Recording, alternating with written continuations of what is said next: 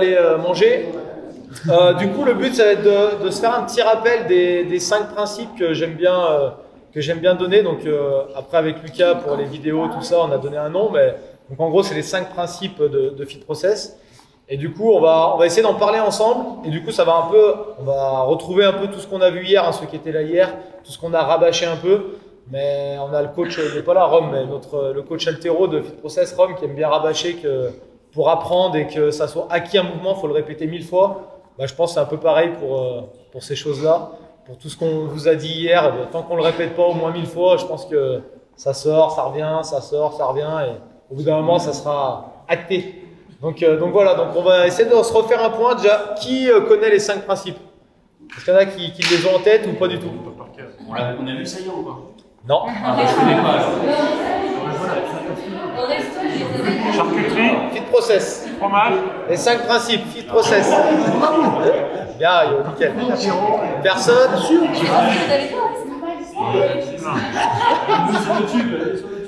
Yo, il fait le petit peu, mais ici.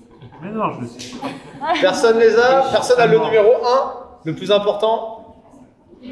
Non. Le style. Le plaisir. Le plaisir, bien sûr. Ça, c'est le numéro 1.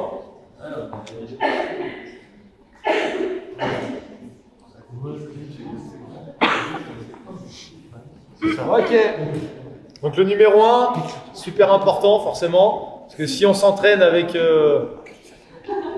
tristesse, avec nous, on va pas aller bien loin généralement. Donc ça doit être vraiment notre base qui doit nous... On doit vraiment l'avoir ça tout le temps, quoi, en gros. Ok, c'est notre leitmotiv. Oh, je me suis lancé dans un mot. Deuxième année. J'ai senti monter, j'ai dit, oh, je le tente.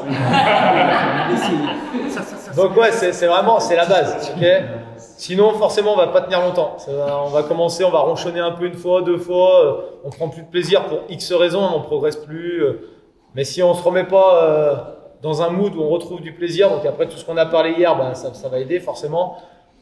Forcément, ça tiendra pas longtemps. Donc ça, c'est le numéro 1, c'est pour moi le plus important. Okay. John, il le parlait aussi avec le fun. Pareil, faire des WOD qui nous font plaisir, qui nous stimulent, et pas faire des trucs tout le temps sous la contrainte. En gros, okay. Pas faire que des trucs qu'on n'aime pas tout le temps. Donc, arriver à bien varier. Numéro 2. Objectif. Ok, objectif, c'est ça. Bah, hier, on a beaucoup parlé que c'était un peu la base. Bah, c'est ça. Une fois qu'on est content de s'entraîner, si on veut avancer, il faut des objectifs. Donc là, maintenant, on révise ce qu'on a vu hier, mais vous vous rappelez comment on fixe des objectifs? Yes, SmartF. Ok. Donc là, on va essayer d'en faire un ensemble, enfin chacun. Hein. On va pas faire un objectif commun. Chacun va essayer de se faire un petit objectif avec notre John. On va savoir si vous vous rappelez tout ce que John a dit. Le S, du coup, vous vous rappelez ce que c'est? Ok.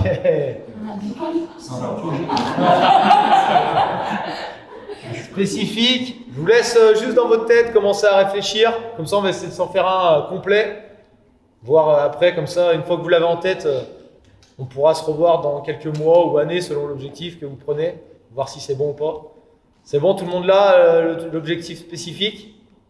Yes. Le numéro 2? Yes, mesurable. Pareil, je vous laisse y penser, y réfléchir. Nickel. Le 3? Atteignable. Yes. Il m'a écouté, c'est trop bien. Putain, atteignable. C'est bon, tout le monde garde le focus sur notre objectif, ok. Le R? Réalisable. On a bien écouté. C'est bon, l'objectif il est toujours bon ou il faut changer parce que du coup il y a un truc qui va pas là? C'est bon, tout le monde là, tout le monde garde le même, ok. Le T? Ok. Qui a choisi un objectif sous, on va dire, en moins de 2 mois? 2, 3, 4, 5, 6, 7, ok. Qui a moins d'1 an? Ok, beaucoup. Et qui a plus d'1 an? Ok, ok, ok, ok, ok, parfait. Le E? Ok. Donc écologique, est-ce que vous pouvez... Oui. Écologique, est-ce que vous pouvez pousser un peu? Ouais, c'est ça, voilà, c'est plus les valeurs. Ok. Donc John, il prenait l'exemple des pull-ups et d'une douleur à l'épaule. Est-ce que ça vaut le coup vraiment que je continue là-dedans vu que j'ai mal à chaque fois que j'en fais, etc. Ok. Et le F? Yes. On retrouve le numéro 1, comme plaisir. Est-ce qu'on est bon? Est-ce que tout le monde a son objectif? Est-ce qu'il y en a un qui veut partager son objectif avec nous? Cactus? Ouais. Vas-y. Retourner aux Games. Ok. Mais alors du coup, J'ai dit plus spécifique, d'un ok. an. Mesurable, d'accord. Atteignable, yes. Réalisable, oui. Temporel? Plus d'un an. Ok, plus d'un an. en master. Ouais, peut-être. En master. Peut-être. Ok. Peu importe. Écologique, ça va. Les valeurs, ça devrait être bon. Et avec du fun. Ah bah. Donc tu ronchonnes plus à l'entraînement. Non. C'est enregistré. Notez. Tout le monde est témoin. Je vous enverrai des petites vidéos. Ok, on est bon? Tout le monde là? Ce qui serait cool, c'est vraiment essayer de le tenir et voir ce que ça donne sur chacun ses objectifs. Et si un jour ça fonctionne, vous pouvez m'envoyer un petit message, je serai content. Si on prend l'exemple, par exemple, de Cactus, là, elle se connaît bien assez pour se dire retourner aux Games. Mais quelqu'un qui se dirait faire une compète, pour moi, c'est pas assez spécifique. Donc en fait, pour faire les Games, il y a plusieurs manières de pouvoir y aller. Bah, par exemple, ça serait de se dire, je dois être la première française aux Open, par exemple, si c'était le même format, d'accord? Donc ça, c'est assez important, d'accord? Hier, je le disais, faire une compète, ça ne peut pas être un objectif. Surtout qu'en plus, là, il y a tellement de compètes que vous avez juste à vous inscrire. Donc c'est là où il faut vraiment trouver cette spécificité. Ok, on passe au point numéro 3. Est-ce qu'il y en a qui savent ce que c'est? Détermination. Ok, putain, c'est beau. HZ. Ok, est-ce que ça vous parle ce mot? Ça vous dit quoi du coup? Ouais, focus. Est-ce que ça vous parle? Ouais, carrément, carrément. Pour moi, il y a vraiment deux façons de voir la chose. Donc, il y a ce que vous avez dit, un peu le focus, la motivation, rester droit dans ses baskets par rapport à ce qu'on veut faire. Et après, il y a aussi tout ce qui est extérieur un peu à l'entraînement. Ok. Je prends un exemple. On va prendre deux exemples différents. On va prendre ce Cactus qui va aller aux Games, par exemple. Et après, on va prendre un autre exemple. On va dire ça. Hop. Et qui c'est qui veut partager un objectif? Moi. Qui Ouais. Moi, je voudrais enchaîner pour de vrai les toasts to bar. Ok. Donc faire des toast to bar. À enchaîner. Combien 50. 5. Ok. Nickel. Donc là, on va prendre ces deux objectifs-là. 102. Ouais, ça va. En fait, ce qui va être dans la détermination, ce qui est important, c'est ok, deux objectifs selon deux personnes différentes.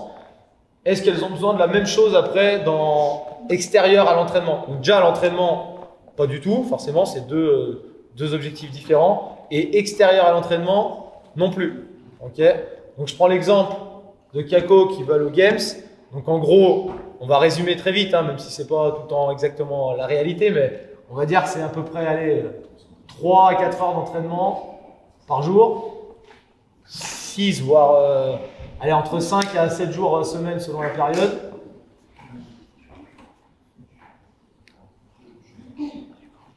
Et c'est assez général, donc c'est super varié, il faut faire un peu de tout, quoi. Ok.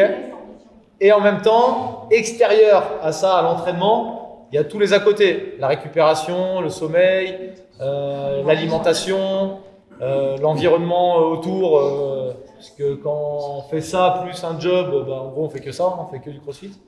Donc il n'y a pas grand chose d'autre dans la vie au final, donc il faut en être conscient. Maintenant on passe au toast to bar. Qu'est-ce qu'elle va avoir besoin du coup pour faire ça? Pas une prod. Ok, alors on va dire que ça c'est déjà des étapes un peu plus évoluées, mais déjà mettre, comme on disait, je sais plus qui c'est qu'a dit, le focus, Ça veut dire, bah, son objectif c'est ça, ça veut dire que déjà, elle va mettre un focus un peu plus important sur les toast to bar. Forcément, c'est son objectif. Donc, ça sert à rien qu'elle fasse 3 fois par semaine du clean si son objectif c'est de faire des toast to bar. Ok, ça sera peut-être plutôt l'inverse. Donc après, elle va mettre en place un plan, ok, ce qui peut être, comme vous avez dit, accompagné d'un coach ou pas. Donc ça, on va dire que c'est toujours, on va parler toujours de l'entraînement, ok. Donc on va dire que là, ça se ressemble un peu en gros. C'est pas à la même échelle, mais il y a quand même un focus à faire sur l'entraînement qui va demander un peu des sacrifices, ok, à échelle différente. Maintenant, extérieur à ça. Il n'y a pas de nutrition forcément. Pas forcément, ouais. Il n'y a pas de nutrition spécifique à tenir? Bah, changer. Non, il y a. Ah, changer, pardon, moi j'ai pas compris. Ou même à changer, hein, c'est possible aussi. Ça peut rentrer dans un process pour se dire, bah, peut-être que ça va passer par un changement d'alimentation. C'est possible. Hein. C'est sûr. C'est sûr, même, ouais. Ok. Mais le gros changement, c'est quoi? La grosse différence, ça va être quoi? Ouais, carrément, mais on va dire que c'est exactement ce qui va changer. En gros, c'est l'investissement qu'on va y mettre dans notre vie en général, en fait. Ok, ça va nous demander en gros, bah, toute notre vie va être autour de ça. Là, pour réussir 5 toast to bar, ça va pas demander un investissement aussi énorme. Ok, et souvent, c'est le cas. Souvent, on se met tellement de pression pour un objectif. Alors là, pour 5 toast to bar, peut-être pas, peut-être moins, mais si c'est pour faire une compète en RX, faire une compète, je sais pas moi, les Marseille, un peu plus élevé que ce qu'on faisait, on se met des pressions, ou des fois on se met la pression pour un WAD hein, aussi. Hein. Ça peut arriver. Donc en fait, on se met beaucoup de pression pour en fait un objectif qui n'en vaut pas forcément la peine. Okay, et du coup, on va perdre en fait le numéro 1. Okay, on se met tellement de pression pour arriver à notre objectif que le numéro 1, le plaisir, bah, il s'oublie. Alors qu'au final, là, Kako, elle va faire ça 3-4 heures par jour. Pour, je pense, la majorité d'entre vous, le plaisir, il va vite se perdre. Pour Kako, je pense, à l'inverse, elle, ça lui fait plaisir de faire ça parce qu'elle a cet objectif-là. Okay, donc en fait, il ne faut pas perdre de vue le plaisir quand on met tout notre process en place. Okay, si là, je sais pas, tu mets en place, tu dis, bah, je veux faire des toast to bar à tout prix, tu commences à t'entraîner beaucoup plus. Tu mets des spécifiques, tu prends un coach personnel, un coach diète, un coach, tu mets tout ça en place, mais en fait tu prends zéro plaisir, c'est juste tu veux aller à l'objectif à tout prix, en oubliant le numéro 1, ça marchera pas. Okay, ou alors ça va marcher, mais en fait le coût que ça va te coûter, enfin pas financier, hein, je parle de la personne, est-ce que ça en vaut la peine? Okay, donc du coup après, bah, le écologique, est-ce qu'il rentre dans le, est-ce qu'on le perd pas? Okay, donc il faut toujours garder ça à l'esprit. Qu'est-ce que je mets en place okay, par rapport à mon objectif? Est-ce que ça vaut la peine, etc. Donc on revient un peu à tout ce qu'on a vu avant. Ça roule? On est bon là-dessus? Yep. En 4?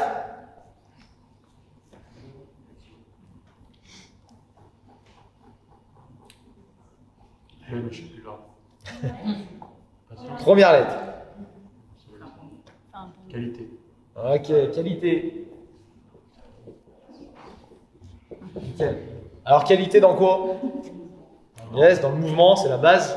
Ok, on a parlé tout à l'heure avec Lucas pour être plus efficient, pour moins se cramer. Donc là, c'est vraiment du spécifique. Plus on a une technique à la perfection, plus on est efficient, moins on va se cramer, plus on va étaler sur les mouvements, moins on a de risque de blessure. Enfin, voilà, on peut en citer, je pense, des points positifs pour ça. C'est énorme. Et souvent, on va aller un peu trop vite pour revenir un peu au piège qu'on avait vu là-haut hier. Dans les pièges, l'excès, les raccourcis, tout ça, souvent, faut vite repenser à ça. Okay, privilégier la qualité avant toute autre chose. Okay, souvent, CrossFit, est-ce qu'il y en a qui ont le level 1, qui ont déjà fait le level 1? Ok, d'accord. Souvent, on dit la mécanique avant l'intensité. Ça, c'est un peu ce que CrossFit dit. C'est exactement ça. Tant qu'on ne fait pas le mouvement parfaitement, est-ce que ça vaut le coup d'essayer d'aller vite dessus? Il y a vraiment beaucoup plus de risques de se blesser. Si on se blesse, on repart dans un mood un peu négatif et en gros, on démarre du début à chaque fois. Et c'est important en fait de différencier votre potentiel de votre technique. C'est-à-dire que vous pouvez arriver au CrossFit à 1m90, 95 kg, vous avez un potentiel de deadlift à 200, mais votre technique, elle vaut que 40. Donc c'est là où des fois, faut un peu ravaler son ego, on en a parlé encore une fois hier, et se dire, ok, le coach que j'ai, les coachs que j'ai, je leur fais confiance par rapport à ça. Et inversement, si vous faites ça et qu'on vous dit non, non, mais vas-y, tu as la possibilité et qu'on se fait mal à chaque fois, bah, faut remettre aussi ça en question. Ok, donc là, c'est un peu ce que a dit John, hein, c'est ce que j'ai noté. C'est qualité du mouvement, comme vous avez dit, ça n'a rien à voir avec les qualités physiques. Okay, on a tous connu quelqu'un qui arrivait, qui avait des qualités physiques de fou, parce qu'il venait d'un autre sport, ou juste comme ça, c'est naturellement. Et du coup, il prenait la barre de clean, il faisait 100, pas forcément très, très beau, mais il pouvait faire 100. Alors que nous, on a une qualité, un mouvement parfait, et on n'est qu'à 60 ou 70 en clean. Okay, mais il y a de grandes chances que s'il ne change pas sa technique, s'il n'y a personne qui va lui dire ou qui l'accompagne, à un moment donné, ok, il faisait 100, mais il fera peut-être plus rien pendant 3 mois parce qu'il s'est blessé. Ou alors, il va avoir mal au dos tout le temps. Alors, il va faire de temps en temps quand c'est la compète, mais à l'entraînement, il fait plus rien parce qu'il a mal. Alors là, je pense qu'on a déjà tous entendu des gens dire ça. Ok, genre, ah, j'ai un peu mal ci et tout, mais j'ai compète ce week-end. Donc, puis le week-end à la compète, la douleur, tu le vois bouger, tu te dis, à mon avis, il a plus mal. Là. Et le lundi, ouf, c'est reparti. Et en fait, un jour ou l'autre, soit ils arrêtent complètement parce que bah, c'est intenable, ou soit ils prennent conscience et ils changent un peu ça. Regardez, de toute façon, moi c'est ce que je dis souvent à la boxe, les sports spécifiques. Est-ce que si vous regardez les championnats du monde d'haltéro, vous voyez les gens bouger de manière dégueulasse? Non. Si vous regardez de la gymnastique, est-ce que vous voyez les gens bouger de manière dégueulasse? Non. Si vous regardez des strongman, qui pourtant est un sport de force, est-ce que si vous connaissez la manière de bouger, ils bougent mal? Non plus. Donc, Mon crossfit à très haut niveau, c'est juste bon à voir et il n'y a pas de déchets techniques. Souvent, je ne sais pas si vous entendez souvent la phrase qui dit que quand on cherche à aller aux games à haut niveau, bah, on s'en fout un peu plus de la technique, mais on va dire que le risque de blessure ou machin, on s'en fout un peu plus, on tape dedans parce que bah, y a la compète, il y a l'objectif très haut niveau. Mais au final, si on prend, je pense, les blessures, je pense on voit Lucas, Jus, Kako ou Max qui sont allés aux games. Est-ce que vous avez déjà eu une blessure vraiment, on va dire grave ou qui vous empêchait de vous entraîner pendant des mois? Je pense qu'il y en a aucun d'eux qui a une grosse blessure. Alors que la majorité des pratiquants qui font des compètes, on va dire nationales ou même de quartier entre guillemets, bah combien vous entendez les plaintes d'épaules, d'hanches? Pourquoi? Parce qu'en fait, la qualité de leur mouvement, okay, alors des fois sur une rep, ça va être un peu moins joli sur peut-être en compète. Mais on revient sur le schéma que j'ai vu avant, 90 ou même là je dirais même 99% du temps, leur mouvement il est nickel. Alors peut-être qu'ils mettent 10 kg de moins que ce qu'ils pourraient mettre, mais est-ce que ça les empêche de progresser? Je pense pas. La différence, c'est qu'il y a peut-être une hygiène de vie pour les athlètes comme eux, qu'il n'y a pas dans un lambda qui va faire du crossfit tous les jours, quoi. Non? Non mais ça joue, je suis d'accord avec toi, ça joue forcément. C'est ça que ça joue forcément. Ça joue forcément, mais moi pour moi, il y en a un, il est en train de rentrer dans le t-shirt. Non mais c'est sûr que ça joue, hein. Comme tu dis, les à côté ils jouent, le sommeil, la nutrition. De temps en temps, je ne le respecte pas. Non mais oui, c'est sûr qu'il y a une hygiène de vie, mais il y en a quand même beaucoup. Il y en a quand même beaucoup des gens qui mangent, on va dire, plutôt sainement, en général, on va dire. Mais ça n'empêche pas qu'ils se blessent quand même souvent, ou ils ont beaucoup d'inflammations régulièrement, parce qu'en fait, juste, ils s'entraînent beaucoup trop par rapport à leur capacité pour le moment, ou alors ils s'entraînent beaucoup et mal, c'est aussi le cas, et du coup, ça entraîne forcément à un moment donné, quand on débute le crossfit et qu'on, je sais pas moi, on passe 5 fois par semaine suspendu à une barre à faire 30, 50, 60 tirages, forcément à un moment donné, il y a un risque. Donc il y a des bases à avoir avant de pouvoir faire ça. Okay, il y a tout un processus.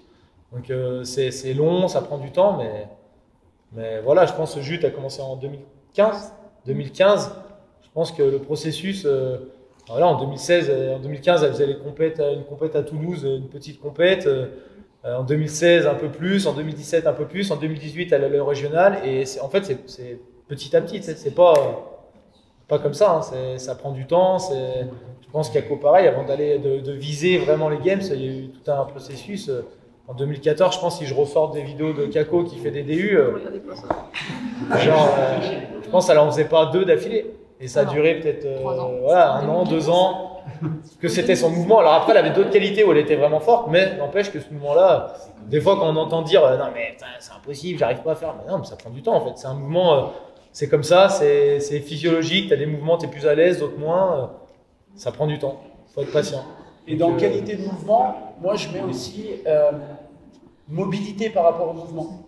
C'est-à-dire, regardez tous les meilleurs mondiaux, bah, c'est des gens qui ne se blessent pas, mais si par exemple on teste Lucas, on teste Kako, on teste Jus sur la mobilité vraiment au-dessus de tête, même au niveau hanche, tout ça, on va se rendre compte qu'il n'y a pas de grosses problématiques. On en parlait la dernière fois avec Flo et Rome qui s'occupent de la prog altéro, et Rome le met dans une petite pyramide, il est un peu comme moi sur ça, et en fait, mobilité, c'est vraiment la chose qui est importante. C'est-à-dire que si vous avez une bonne mobilité thoracique d'épaule, bah, vos keeping vous mettront moins dans le mal. Techniquement, ça sera plus propre. Alors que sinon, vous êtes tout le temps en train de vous battre contre vous-même jusqu'au moment où votre corps il vous dit stop, j'arrive plus à compenser le volume que tu mets.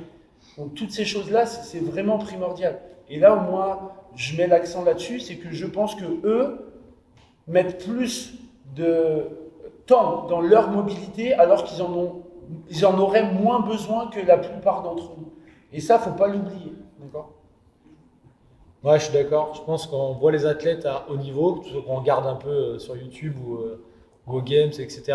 Je pense qu'ils sont tous mobiles. Je pense que tous sont capables de faire un overhead squat les mains serrées. Tous. Toi aussi. Ok, moi non. Mais du coup, je me suis blessé plein de fois. Je dis ça, mais parce que j'ai voulu faire un peu griller les étapes, etc. Mais forcément, la mobilité, c'est la base de tout.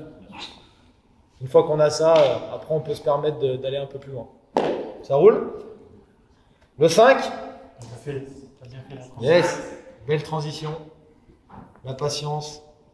Pas brûler les étapes. Nickel.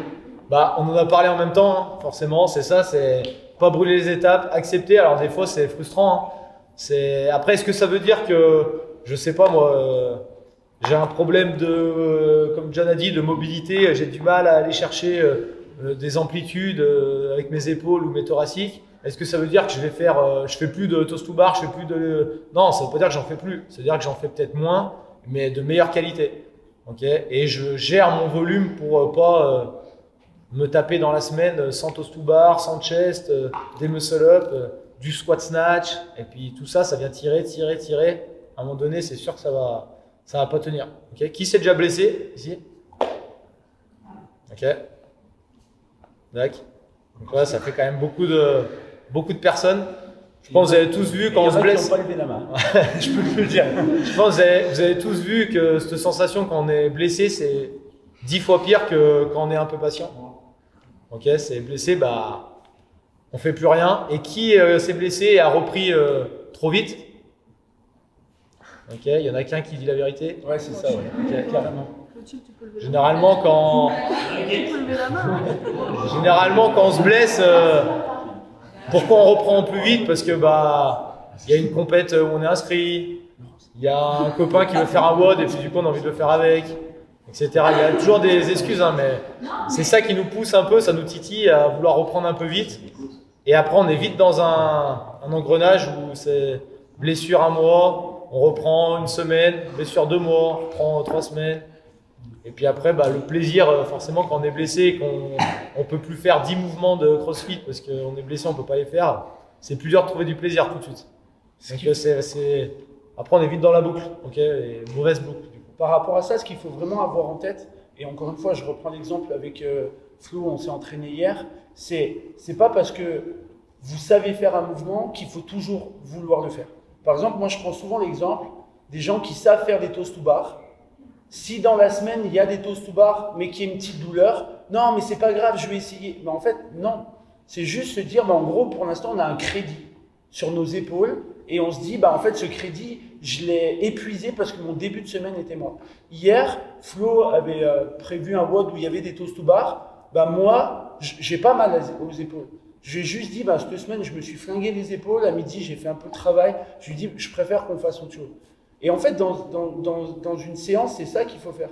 Il faut vraiment se dire, bah, aller voir le coach et dire, putain, là, je les ai beaucoup sollicités, j'ai peu de mobilité, ça titille un peu quand je me suspends. En fait, non, stop. Les adaptations, on va les avoir. Et ça fait pour moi partie de la patience aussi. De se dire, de toute façon, c'est pas plus on en fait, mieux on va progresser. J'en parlais tout à l'heure avec Max, dans toutes les procs qu'on propose, donc cardio, compète, etc. Moi, personnellement, s'il y a quelqu'un qui arrive et qui a allé, on va dire 15 ans, ou un nouveau crossfitter, un mec qui est plus âgé, 25 ans, et qui me dit, bah, moi, mon objectif, c'est vraiment d'être à fond dans le crossfit et progresser, et j'ai des moyens illimités, on va dire financiers illimités. Moi, la priorité, si je dis, ok, bah, t'as le temps, on part sur une carrière, ok, bah, pendant 2 ans, tu fais que fit process spécifique, que du renfort. Parce que c'est la base, en fait. Tout ça, ça va nous éviter toutes les blessures, on va être plus mobile, on va avoir une bonne base, okay, et bien sûr, la santé. Parce que si je l'oublie, il va me... Parce que bah, tout part du cerveau, tout part de la tête, etc., comme vous avez vu avec John. C'est les deux plus importants. Donc, une fois qu'on a conscience de ça, on a du renfort de partout, on est mobile, on a conscience de tout ce qu'on fait, derrière, après, l'apprentissage, ça va aller super vite. Je pense bien que quand on dit mobilité, la mobilité, c'est l'amplitude avec de la tension. Ouais. Donc, c'est du renfort. Ouais, c'est ça. Non, mais après, tu as raison, je suis d'accord avec toi. C'est l'inverse, toi. Ouais. Et du coup, je me suis blessée sur un équipement dédié. Et en ramassant une dumbbell par terre, je me suis fait un lumbago. Et en fait, pourtant, j'ai pas de problème de mobilité particulier. C'est pour ça que je trouve que les deux ne sont pas forcément aussi impliqués que ça. Moi, je suis d'accord, c'est le renfort. Pour moi, comme je l'ai dit, c'est la base de tout. Okay, et c'est pas parce que là, je lui dis, on en fait 2 ans et après, on passe à autre chose, on n'en fait plus. Ça s'entretient tout le temps, c'est des routines. Okay. Et en plus, on le voit qu'il y a du transfert. D'accord ? C'est-à-dire que des gens qui, par exemple, ne peuvent plus faire de keeping, quelle que soit la raison, si derrière, ils ont du renfort spécifique avec Kako, ils vont revenir sur leur mouvement de gym. Ça fait peut-être 4 mois qu'ils n'en ont pas fait. Au bout d'1 mois, c'est reparti, voire même c'est bien mieux.